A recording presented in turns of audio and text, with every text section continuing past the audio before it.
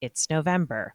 Mm. It's Thanksgiving. We are rolling into a month or more long of celebrations, holidays, get togethers, and eating. So let me ask you, in 2024, how are we staying on course over the holidays? We have stepped into the gauntlet of debauchery. Indulgence is upon us. First of all, as Americans, what happened to us in the distant or not too distant past that we got so freaked out and every single thing has to be celebrated with food? Everything. Like, there's not a single holiday that I pay attention to. Maybe like, what does President's Day mean to you? And I'm like, not much. Don't think about it. The bank is closed, but I'm not celebrating it at all. I'm not going around going like, George Washington was the greatest. Like, okay, I'm not throwing shade on any of the presidents, but this is not a holiday that means anything to me. The holidays that mean something to me are the holidays that incorporate binge eating. Whether it's what does Halloween mean? Like, I have friends who are so into the ghoulishness of Halloween and dressing up, and there's like, it's almost like this pathway into an alternate universe where there's darkness and demons that you're doing battle with. And maybe you are a demon on that day, but every other day of the year, you're like this fighter for truth and light, but then you get to be a skeleton on Halloween. No. Halloween means binge eating small, tiny candies and deciding that candy corns are, and you want Reese's Pieces. You know what I mean? Like, that's where that decision is made. And for me, that decision was always made, what can I consume the most of? Candy corns, once I get to like the second bag of them, they hurt my mouth. But Reese's Pieces, I can fucking guzzle gallons of them, pounds and pounds of them. And my body keeps going like, yeah, put more of that into it. Peanut M&Ms, give us more of that. We're not going to flip the switch on that. So that's what Halloween means to me. And then even down to like Valentine's Day. And I remember as a kid just desperately wanting someone to want to receive love from me, to have somebody to write a poem to or write a card or give a card to. I didn't even want that directed at me. I just wanted somebody open to receiving it from me. And then that got adulterated and it became, no, it's just consuming chocolates. And like, not even that I wanted to give somebody chocolates and watch them eat them. It was like, how do I get chocolates? We come to this weird point where we have Thanksgiving and Christmas, and they're kind of these anchors with a lot of time off work. Generally, I think people get more time off. It's winter, the hours change. I don't know what goes into it, but suddenly there's parties. I also suffer from the fact that my wife has a birthday like smack dab in the middle of it. Yeah.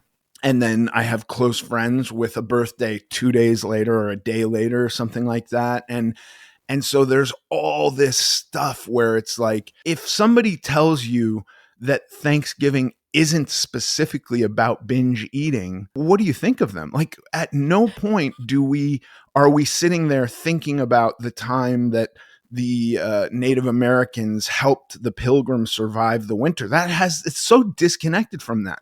Mm-hmm. It's cooking the most obscene meal and there are like these traditional things that you have to cook that I think of as like, yeah, you can cook, somebody else can cook that, because I don't really give a about turkey. Turkey for me is a diet food. But like, how do I sneak in jalapeno poppers?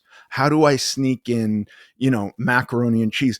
When did the fucking Pilgrims eat macaroni and cheese? But like, I want that. I want truffled macaroni and cheese. You know what I mean? Yeah.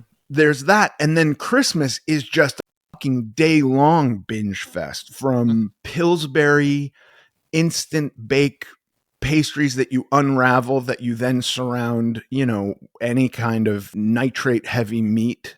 So like a canned ham or bacon or something like this, and chunks of cheese, and you bake those until the cheese melts out and gets real crisp. and then you let them cool just long enough that you can lift it and the cheese crunch lifts with it, right? If you lift it too soon, you lose that piece of cheese. It stays on the hot tray. So you got to wait just long enough for that to solidify. Then you get it off, but you want it still warm and gooey in the center. You know, an all day charcuterie type board that's constantly being refed. Like you can't, like, what is this?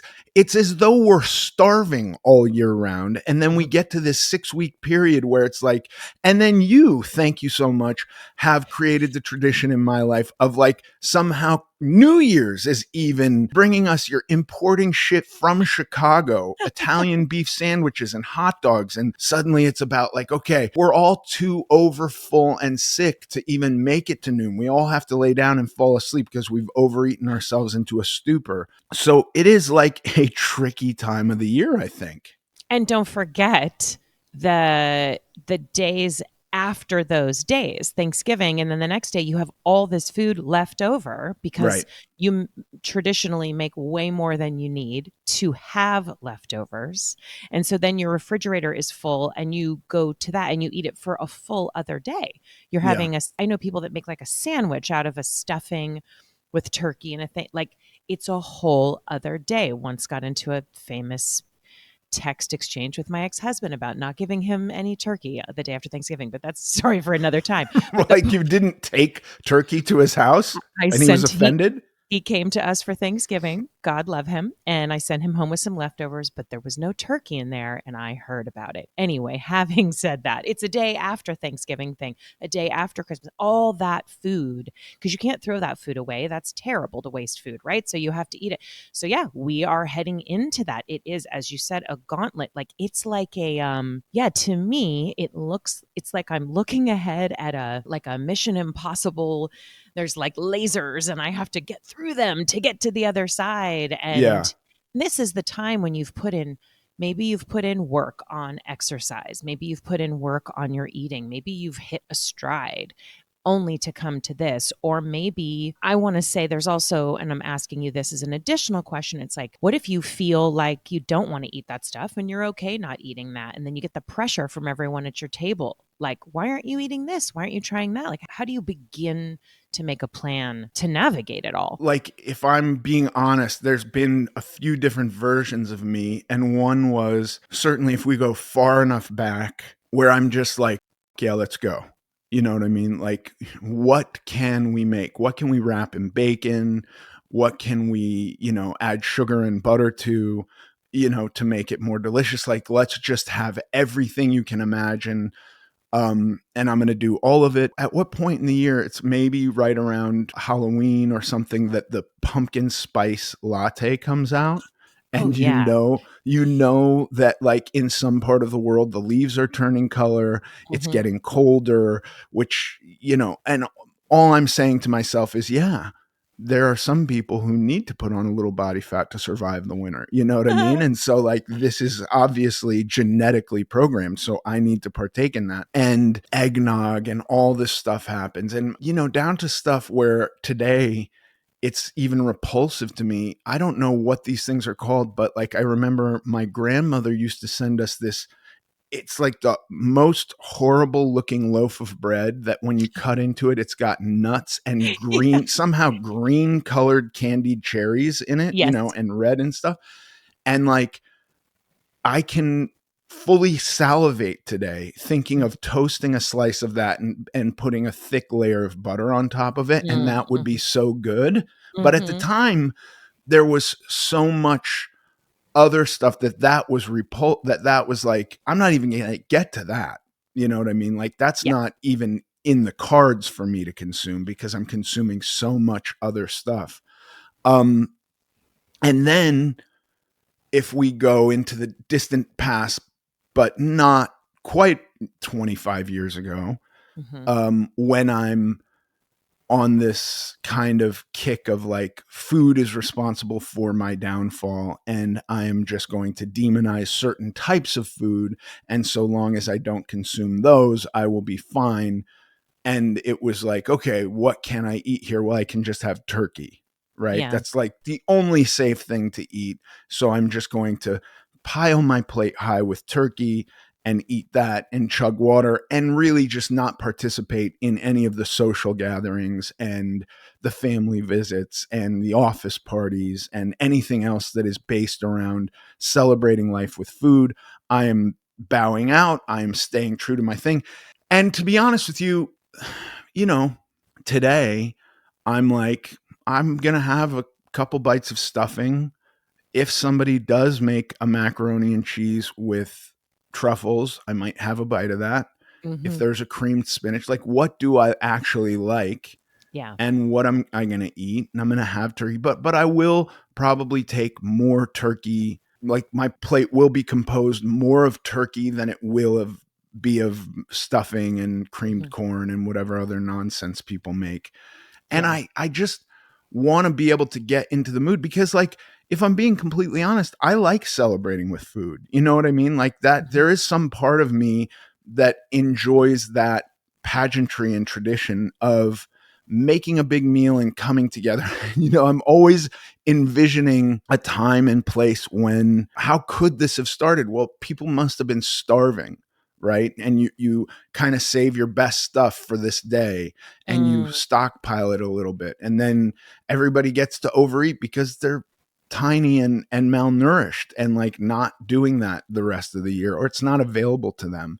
Mhm. And so the part that I really today try to avoid is the binge eating, is the my eyes glaze over and I'm just kind of shoveling food into my mouth and not really enjoying it. I will say though that I don't think I would have been capable of that when I first started dieting. So I don't know Mm. that trying to achieve that is super rational if you just started a diet this year and you're having some success, or if you're still struggling with your diet. If you're Mhm. having more negative days than you are having positive days, that's a tough kind of equilibrium to achieve, I think. It wasn't super easy for me. It took a long time, and it took kind of seeing my kids who would bake something and want me to taste it and me say no, I don't, that kind of stuff. It still breaks my heart that I did that to them ever, because they ate everything I made for them. You know what I Mhm. mean? So Yeah. the kind of transactional balance is out of whack here. When they go to like